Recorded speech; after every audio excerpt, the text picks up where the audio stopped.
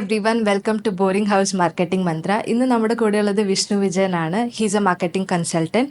ബിസിനസ്സിൽ എങ്ങനെ marketing improve ചെയ്യാം, മാർക്കറ്റിംഗ് സ്ട്രാറ്റജീസ് ടിപ്സുമായിട്ട് will discuss with him today. Thanks, Aditi. Thanks for inviting me to this such a wonderful place. Okay, thanks for having me. It's a great to be here. ഒരുപാട് ബിസിനസ്സുകൾ ഫെയിലായി കാണുന്നുണ്ട്. So as A marketing manager what you think, എന്താ അതിൻ്റെ reason? അതിൻ്റെ reason എന്താണെന്ന് വെച്ച് കഴിഞ്ഞാൽ ഈ ഫെയിൽ ആവുന്ന ബിസിനസ്സുകൾ സെയിം ടൈമിൽ ഒരുപാട് ആളുകൾ അതേ ബിസിനസ് ചെയ്ത് സക്സസ് ആവുന്നുണ്ട്.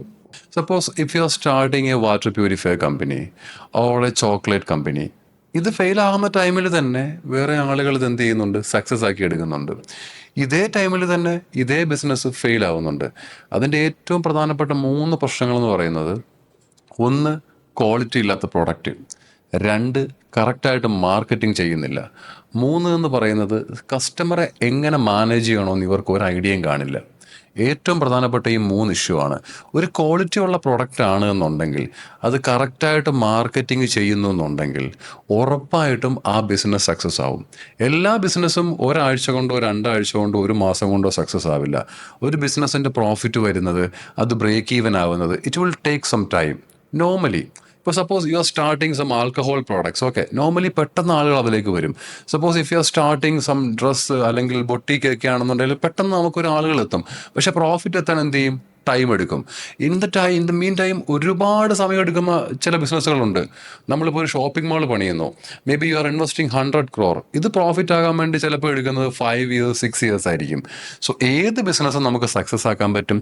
First you have to give them quality, then correct marketing. നമ്മുടെ കസ്റ്റമർ എവിടെയാണ്, ഏത് സെഗ്മെൻറ്റിലാണ് നമ്മുടെ കസ്റ്റമർ ഉള്ളത്, അതനുസരിച്ച് കറക്റ്റായിട്ട് നമ്മൾ എന്ത് ചെയ്യുക, മാർക്കറ്റ് ചെയ്യുക.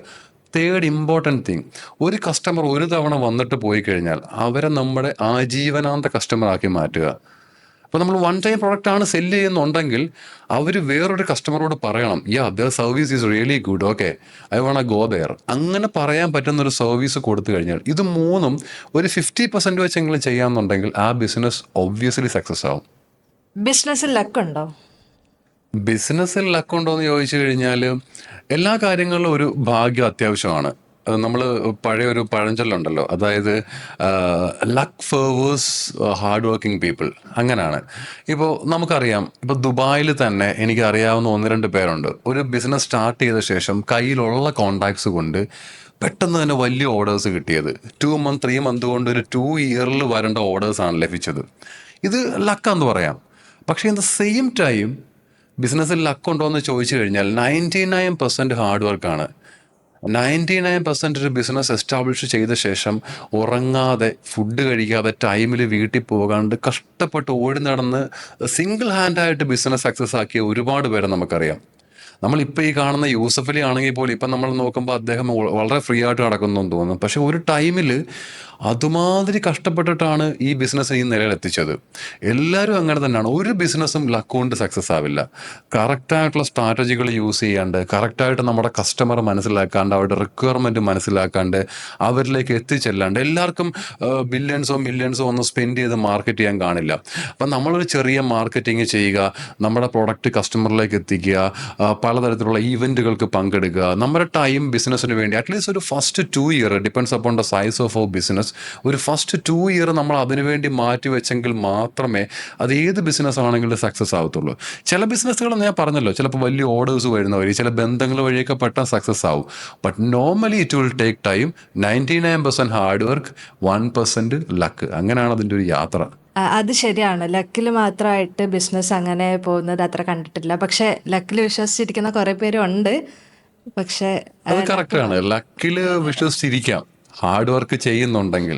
അങ്ങനെ ഞാനും കുറേ നാൾ ലക്കിൽ വിശ്വസിച്ചിരുന്നൊരു മനുഷ്യനാണ്. അത് വരൂല്ല. പക്ഷെ ഹാർഡ് വർക്കും വേണം. ഹാർഡ് വർക്കാണ് മസ്റ്റ്. 99% ഹാർഡ് വർക്കാണ്. അത് എന്ത് ഫീൽഡ് ആവട്ടെ, അതിന് എക്സാംസ് എഴുതുകയാവട്ടെ, ബിസിനസ് ചെയ്യുകയാവട്ടെ, വാട്ട് എവർ. ഇപ്പോൾ ഒരു കള്ളനാണെങ്കിൽ പോലും ഹാർഡ് വർക്ക് ചെയ്തെങ്കിലേ ഒരു പൂട്ട് പൊളിക്കാൻ പറ്റത്തുള്ളൂ. ലക്ക് ഫേവേഴ്സ് ബ്രേവ് മെൻ, അങ്ങനെ തന്നെയാണ് അതിൻ്റെ ഒരു കൺസെപ്റ്റ് എന്ന് പറയുന്നത്. പലർക്കും ബിസിനസ്സിൽ മാർക്കറ്റിങ്ങിന്റെ പ്രാധാന്യം എന്താണെന്ന് അറിയുന്നില്ല. സോ വിഷ്ണുപുരക്ക് എന്താ പറയാനുള്ളത്, അതിലെന്താ തോന്നുന്നത്? അത് കറക്റ്റ് കാര്യമാണ്. കാരണം ഏറ്റവും വലിയ പ്രശ്നം നമ്മൾ കുറേ കണക്ഷൻസ് ഉണ്ടെങ്കിൽ കുറേ ബിസിനസ്സുകൾ സക്സസ് ആവുന്നുണ്ട്. അപ്പോൾ ഇത് ഒരുപാട് ആളുകൾ കാണുന്നുണ്ട് ഇവരുടെ ബിസിനസ്സുകൾ സക്സസ് ആവുന്നത്. അപ്പോൾ നമ്മളും വിചാരിക്കും നമുക്കും ഒരു ബിസിനസ് തുടങ്ങാമെന്ന്. പക്ഷേ ഇവർക്ക് കണക്ഷൻസ് കാണില്ല. സപ്പോസ് ജസ്റ്റ് ഇമാജിൻ, ഞാനൊരു ഇലക്ട്രിക്കൽ എക്യുപ്മെൻറ്റ്സ് വിൽക്കുന്ന കട തുടങ്ങിയെന്ന് വെക്കുക. ഞാനൊരു 15 years ആയിട്ട് ഈ ഫീൽഡിലാണ് എന്ന് വെക്കുക. എനിക്ക് കുറേ ബന്ധങ്ങൾ കാണും. എനിക്ക് ഈ ബന്ധങ്ങൾ തന്നെ മതി അത്യാവശ്യം എൻ്റെ ബിസിനസ് റൺ ചെയ്തുകൊണ്ട് പോകാൻ വേണ്ടി. പക്ഷെ വേറൊരാൾ വരുന്നു, അയാൾക്ക് ഈ ബിസിനസ്സിലോ അല്ലെ ഈ ഫീൽഡിലോ വലിയ നോളജ് ഇല്ല, അതല്ലെങ്കിൽ ബന്ധങ്ങളില്ല എന്നുണ്ടെങ്കിൽ ഇവരെങ്ങനെ ഇവരുടെ പ്രൊഡക്റ്റിനെ നെക്സ്റ്റ് ലെവലിലേക്ക് എത്തിക്കും, ഏത് കസ്റ്റമറിലേക്ക് എത്തിക്കും? സോ മാർക്കറ്റിംഗ് എന്ന് പറയുന്നത് നമ്മുടെ ഹേർട്ട് കൂട്ട് തന്നെയാണ്. നമ്മുടെ ഹേർട്ട് എങ്ങനെയാണോ ബ്ലഡ് പമ്പ് ചെയ്ത് ശരീരത്തിൽ എത്തിക്കുന്നത്, അതുപോലെ തന്നെയാണ് നമ്മുടെ എന്ത് പ്രൊഡക്റ്റാണോ അത് പമ്പ് ചെയ്ത് കസ്റ്റമറിൽ എത്തിക്കുന്നത്. ഇപ്പം നമ്മൾ അടുത്തിടെ തന്നെ ഭയങ്കര കോൺട്രവേഴ്ഷ്യൽ ആയിട്ടുള്ള ജഗ്വാറിൻ്റെ ഒരു ആഡ് കണ്ടിരുന്നു. ആ ഒരു പിങ്ക് ബോൾഡ് സ്റ്റേറ്റ്മെന്റ് എന്നൊക്കെ പറഞ്ഞിട്ട് ആക്ച്വലി എല്ലാവരും അതിനെ കളിയാക്കുന്നുണ്ട്. പക്ഷേ മുമ്പെങ്ങും ഇല്ലാത്ത വിധം ജഗ്വാർ എന്ന് പറഞ്ഞിട്ടുള്ള ആ ഒരു ബ്രാൻഡ് ലോകത്തിൽ എല്ലായിടത്തും എത്തി. ആ ബോൾഡ് സ്റ്റേറ്റ്മെന്റ് വഴി, ആ പിങ്ക് വഴി, ആ പിങ്ക് കളർ വഴി. സോ ഇതൊരു മാർക്കറ്റിംഗ് സ്റ്റേറ്റ്മെന്റ് ആണ്, ഒരു ഡിസ്റപ്റ്റീവ് മാർക്കറ്റിങ്ങിൻ്റെ ആണ്. കുറച്ച് വിവാദം ഉണ്ടാക്കിയിട്ട് ആളുകളിലേക്ക് എത്തുക.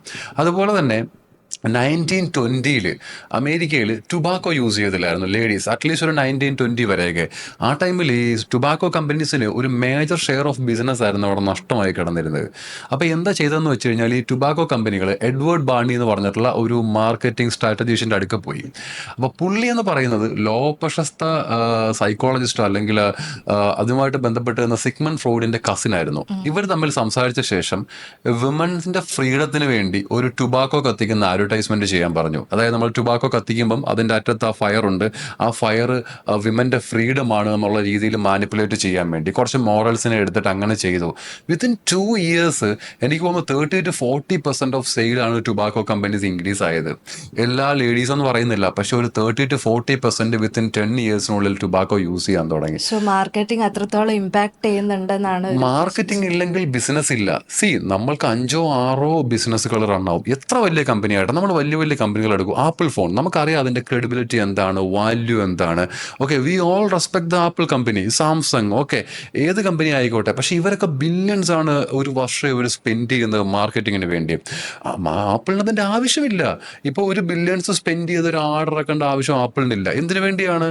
സോ അവർക്ക് കസ്റ്റമറുമായിട്ട് ഇൻട്രാക്ട് ചെയ്യുവാണ്, ഞങ്ങൾ ഈ സെഗ്മെന്റിലുള്ള സാധനമാണ്. അല്ലെങ്കിൽ ഇപ്പോൾ ലെംബോഗിനി കാറുകൾ, ഇതൊക്കെയെന്ന് വെച്ച് കഴിഞ്ഞാൽ മില്യൺസ് ഓഫ് ഡോളേഴ്സിൻ്റെ കളിയാണ്. പക്ഷെ അവരും എന്ത് ചെയ്യുന്നു, ആഡ് ഇറക്കുന്നുണ്ട്. അത് നമ്മളെ കൂട്ട് തിയേറ്ററിൽ ആഡ് കാണിക്കുന്നില്ല എന്നേ ഉള്ളൂ. കാരണം ലെംബോഗിനി മേടിക്കുന്ന ഒരാൾ അവർക്ക് തിയേറ്ററിൽ കിട്ടില്ല എന്ന് അവർക്ക് നല്ല പോലെ തന്നെ അറിയാം. അത് എവിടെ കാണിക്കേണ്ടതെന്ന് അവർക്ക് വ്യക്തമായിട്ടറിയാം. സോ മാർക്കറ്റിംഗ് ഇല്ലാണ്ട് 80% ബിസിനസ്സും സക്സസ് ആവില്ല. സക്സസ് ആയ ബിസിനസ്സുകളുണ്ട്, പക്ഷെ അതനുസരിച്ചുള്ള കോണ്ടാക്റ്റുകളും ബന്ധങ്ങളും അവർക്കുണ്ടായിരിക്കും. ഈവൻ മൗത്ത് വഴി പറയുന്നതും ഒരു മാർക്കറ്റിംഗ് സ്ട്രാറ്റജി തന്നെയാണ്. വിവാദങ്ങൾ ഉണ്ടാക്കുന്നതും ഒരു മാർക്കറ്റിംഗ് സ്ട്രാറ്റജി തന്നെയാണ്. അതുതന്നെയാണ് ഡിജിറ്റൽ മാർക്കറ്റിങ്ങിൻ്റെയൊക്കെ ഇമ്പോർട്ടൻസ് ഇപ്പോൾ ഇത്രയും കൂടി വരുന്നത് തന്നെ. പെട്ടെന്ന് നമുക്ക് ക്ലയൻറ്റിലേക്ക് എത്താൻ പറ്റുന്നുണ്ട്. ഓക്കെ ഗൈസ്, ഈ സെക്ഷൻ ഇനിയും തുടരുന്നതാണ്. If you have any doubts related to marketing strategy or else ബിസിനസ്സിൽ എങ്ങനെ മാർക്കറ്റിംഗ് ഇംപ്രൂവ് ചെയ്യണമെന്നുണ്ടെങ്കിൽ please comment. Till then signing off from Boring house.